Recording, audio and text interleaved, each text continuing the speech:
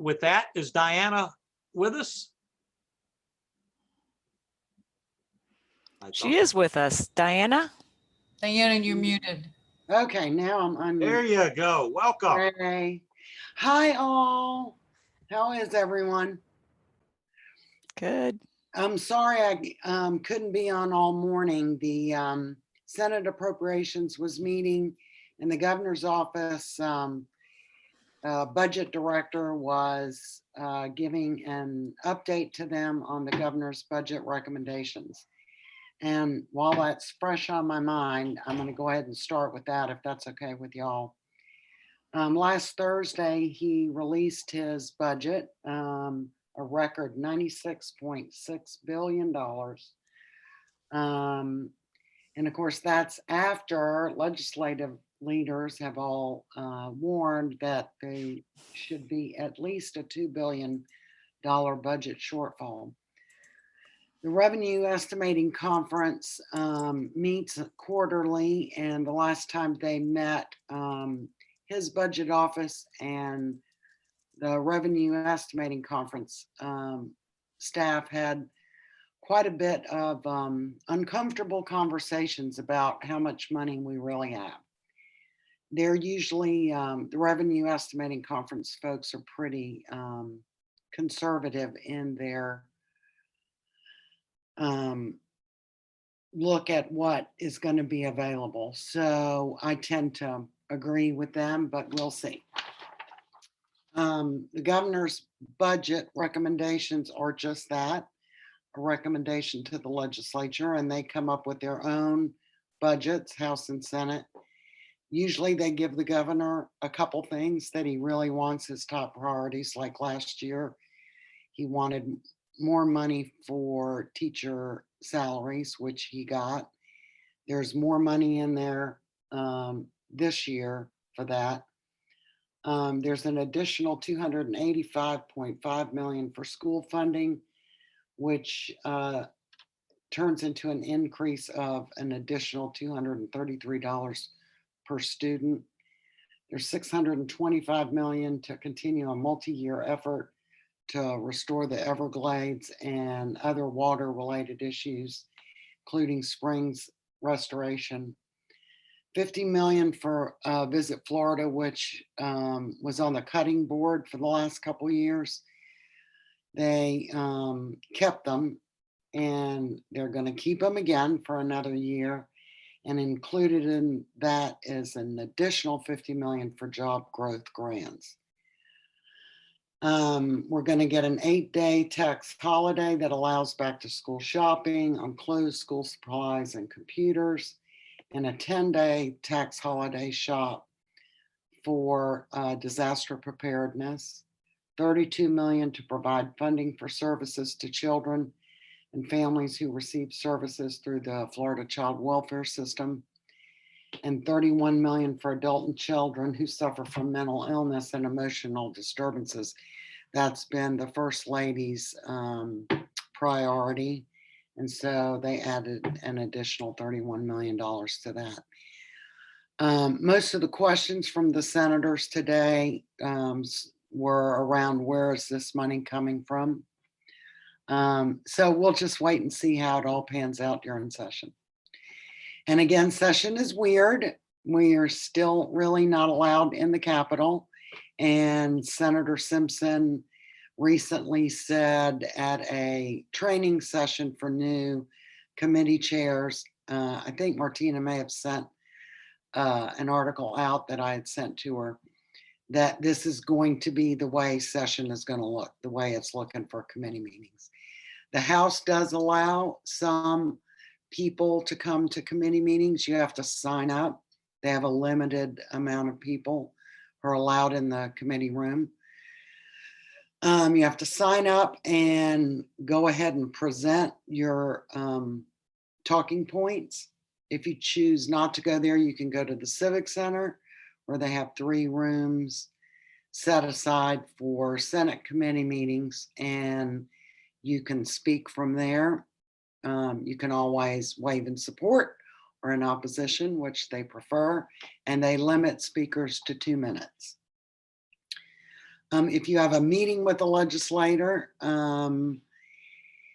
their aide comes and gets you at the front door to the House or Senate chambers, and they take you up, and when the meeting's over, they escort you out.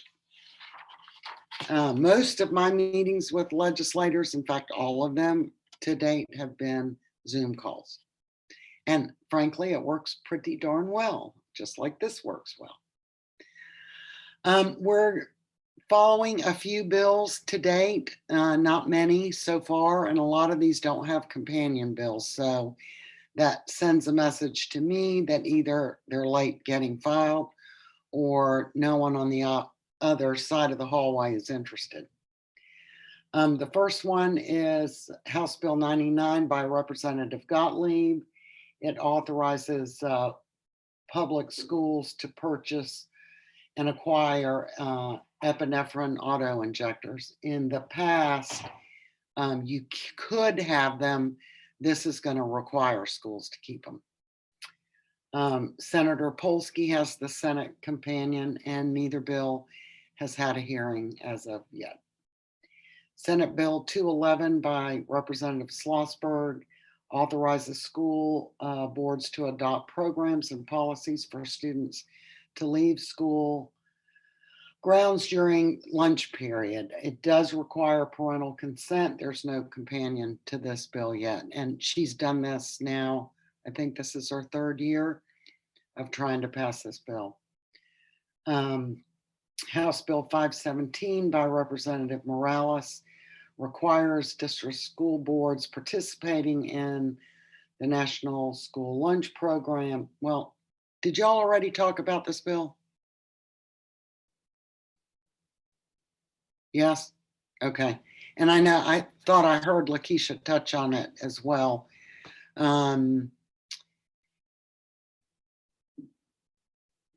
Was somebody going to reach out to her other than Lakeisha?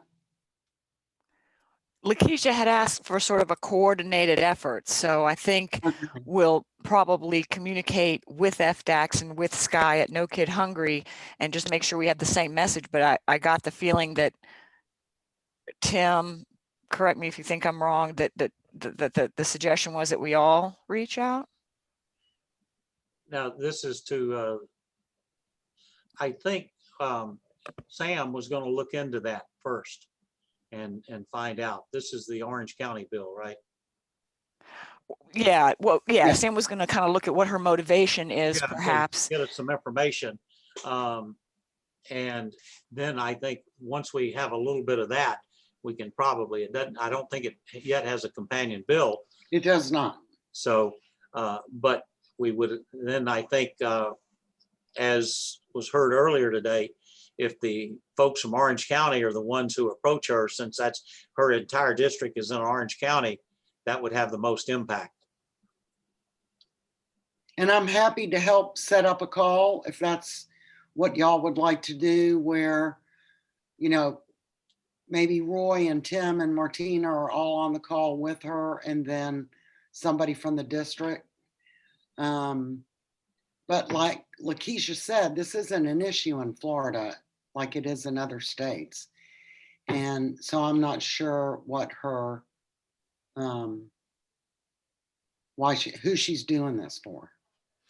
We can ask Laura. I know Laura's right here. I'm sure that would be very influential to have Laura on that call as well, being it's Orange County, and she's hearing from her own constituents as well. So if we need to set up that call, we can definitely invite Laura. Oh, definitely. Sam wanted to be on the call today, but had a conflict, so that's why he's not here. But Okay. Yeah, I would be happy to talk with her because it just has not been our practice for several years. And I have the negative debt to show it.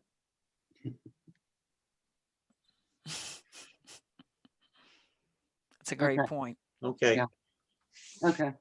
good. And We'll then, be on top of it. pardon me? We'll continue to monitor it. Okay. If a Senate bill shows up, Martina, I'll just call you and Tim right away, and then we can move to Plan B. Because really, that's the only really bad bill out there at this point. Senator Cruz has Senate Bill 834. She's been trying to do something about the drinking water in schools for some time. There have been several bills over the last couple of years, none of which have passed. And instead of requiring the schools to figure out a way to get the lead out of the water, she's in this bill asking for the governor's office of policy and budget to look at how bad the problem is and come up with a solution. There's no House companion to this bill, and it hasn't had a hearing yet. And then the last bill that we have on our watch list doesn't really deal with our lunch or breakfast program, but Representative Sabatini, House Bill 6003, removes authority of the state health officer to order vaccinations upon declaration of public health emergencies. Currently, the law allows the state to order an individual to be examined, tested, vaccinated, treated, isolated, or quarantined for a communicable disease that have significant morbidity or mortality and present a severe danger to public health. And because of COVID, this has become an issue. It hasn't been enforced because of COVID. There's no mandatory testing, no mandatory isolation.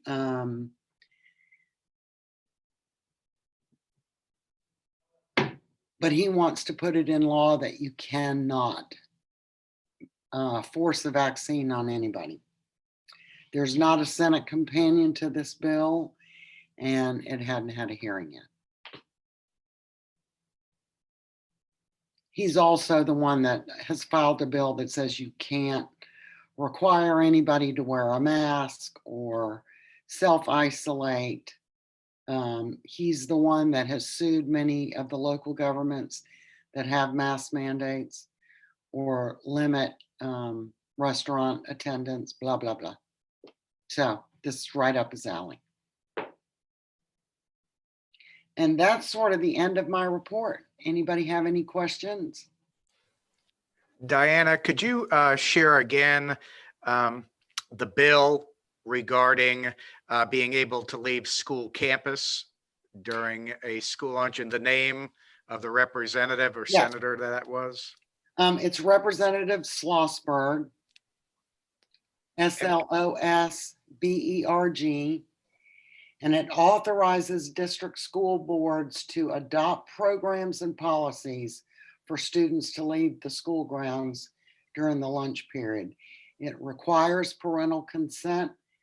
And hold on, I'm going to tell you, she's from South Florida. I'll tell you where she's from. I think she's Palm Beach or Broward. Yeah, I think she's Broward because she's a Democrat. And that's typically where they come from. Hold on. While Diana's looking that up, Lori, do you have what was her rationale? Was it because of congestion at lunch? No, actually, it has nothing to do with any of that. She had a constituent whose child left campus. Of course, they had to sneak off campus. They were rushing to get back, and there was a car accident, and the girl died. Oh, And so we tried to ask her to change the language in the bill, and we sat and spoke with her, I think 2 years in a row. She just wants, she wants permission for kids to leave campus so that their parents know that they're leaving campus. So there's not this rushing back and forth and jumping in cars and sneaking around trying to get off campus to get lunch. So I think it's admirable, but I think it's a little misdirected, and the way she worded it, it doesn't make much sense to us. But she was going to stick by it. because she's very a dedicated person. So, and she wants to help this constituent. So, but it's not what it sounds like when you read the language in the bill. Correct. And she's from Delray. Palm Beach County. Yeah. And rushing back when she listed as during the lunch period is not going to just exacerbate that situation and create more if they're rushing back, because you can't control traffic. Sure. So yeah, it just doesn't make a whole lot of sense. That happened here maybe like 20 years ago, and they did end up closing all of the high school campuses. It was local, obviously, it wasn't someone at the state level, but it was very sad. It was like the second day of school, and the kids were speeding. So the parent was very, very active. And then over the course of 4 years, all of the campuses, the senior highs did become closed. Yeah, I'm dating myself. I remember that. Yeah. I think it was maybe like 1998 even, Tim. It was a while back. It was horrible. It was a terrible, horrible accident. Like, That was a year after I graduated from high school, I think. I was still in high school. I was still going out to lunch. Tim, did they Yeah, have we'll go cars through back it. then? Terrible. But you know, Yeah, but they only had stick shift. yeah, Mine too, Literally, Jim. you can't go anywhere down here anyway. And I'm sure a lot of y'all will say the same exact thing in a half an hour anywhere. You can't go to lunch in an hour with the traffic. So, ultimately down here, it was, obviously a very good thing that probably should have happened anyway. But, it's not the lunch anyway. Unfortunately, it takes a that. tragedy like that Yeah. sometimes Yeah. to make people Very move. sad. It's very sad. Yeah. Diana, I have a quick question about the drinking water bill. Is that the same bill that's been the text similar to what's been posted the past couple years? To what's No. been filed, I'm sorry. Yeah, no, because this time she's asking the governor's office to do a study. So there's no requiring of new water fountains and changing the water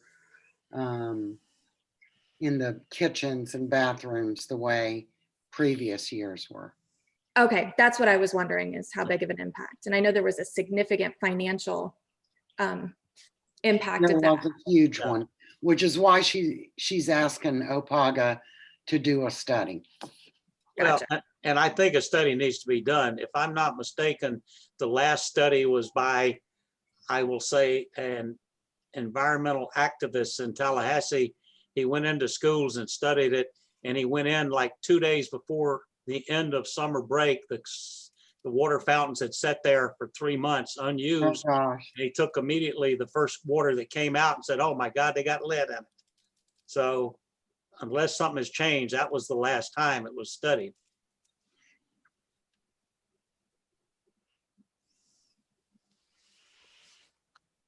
All right, Roy. Thank you, Tim. I want to thank Diana. Always great information that she provides us, and definitely keeps us up to date in our Nutrition Association, knowing what's the latest and greatest that's out there. Okay, at this time, I don't believe we have any representative at M&B, but we're going to ask Tim if he would not present on their behalf. So I'm going to turn it back over to Tim. And can I just do Tim, I have been communicating a little bit with Senator Osley's office. And so if we can do since M&B is not here, if we can do it kind of quickly, then we can let Senator Osley proceed, because she has another meeting in 45 Certainly. minutes. Well, I was just gonna say I'll do it very quickly. M&B, I think you all know, produces milk and juices. They are an unbelievable supporter of the school nutrition program. And the one thing I would encourage you, if you have not taken a tour of their dairy operation, you should do so. I was out there, it's been several years ago. I spent my summers on a farm. I milked a cow without a machine.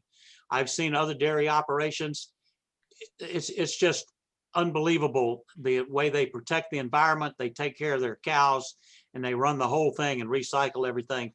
And they do love to give tours. And I think they actually have a place, you can have a meeting out there. So if anyone wants, I would recommend you call Dale or Andrea and go see their dairy operation. But again, M&B is an awesome sponsor of our programs and our association. Thank you.